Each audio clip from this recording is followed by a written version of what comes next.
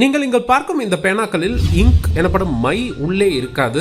Ink இருக்கும் கலனில் இருந்து தொட்டு தொட்டு எழுதப்படும் பேனாக்கள், அதாவது டிப் பென் என்று இதனை சொல்லுவார்கள். ஆரம்ப காலங்களில் நாணல், மூங்கில் அல்லது பறவையின் இறகுகளில் பேனாவை போன்று சீவி பயன்படுத்தி கொண்டு வந்தார்கள். ஆனால் இவற்றை அடிக்கடி மாற்ற வேண்டிய தேவை இருந்ததால் உலோகத்தால் இவற்றை செய்யலாம் என்று பல நூற்றாண்டுகளாக பலர் முயற்சி செய்துள்ளார்கள். 19ஆம் நூற்றாண்டில் அதிக அளவு உலோகங்களால் இவ்வகையான நிப் எனப்படும் முனை பகுதி உருவாக்கப்பட்டது.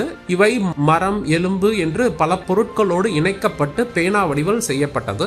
எழுத வேண்டும் என்றால் இந்த முனைப்பகுதியை இங்க் எனப்படும் மை இருக்கும் அந்த ஜாடியில் முனைப்பகுதியை நினைத்து எழுதுவார்கள். இந்த முனைகள் பல வடிவங்களில் செய்யப்பட்டன. பிரிட்டனில் உள்ள பிரிமிங்ஹாம் என்ற இடம் இதற்காக புகழ்பெற்றது. இவ்வாறு ஒரு முறையும் நினைத்து எழுதுவதற்கு பதில் தொடர்ந்து அந்த நிப் எனப்படும் அந்த முனைப்பாகத்திற்கு மையை கொடுக்கக்கூடிய ஒரு அமைப்பை உருவாக்க வேண்டும் என்று உருவாக்கப்பட்டதுதான் பிற்காலத்தில் உருவான ஃபவுண்டைன் பென் என்று சொல்லப்படும் நாம் இங்க் பென் என்று அழைக்கும் இந்த பேனாக்கள். ஃபவுண்டைன் பென் வந்ததற்கு பின்பு இதன் பயன்பாடு பொதுமக்களிடையே குறைந்து விட்டது. ஆனாலும் இன்றளவும் பல ஓவியர்கள் மற்றும் கலைப்பொருள் செய்பவர்கள் இதனை பயன்படுத்தி கொண்டு வருகிறார்கள். நம்மை சுற்றி இருக்கும் அறிவியலை நீங்கள் அறிந்து கொள்ள வேண்டுமா? அப்படி என்றால் இந்த சேனலை சப்ஸ்கிரைப் செய்து கொள்ளுங்கள்.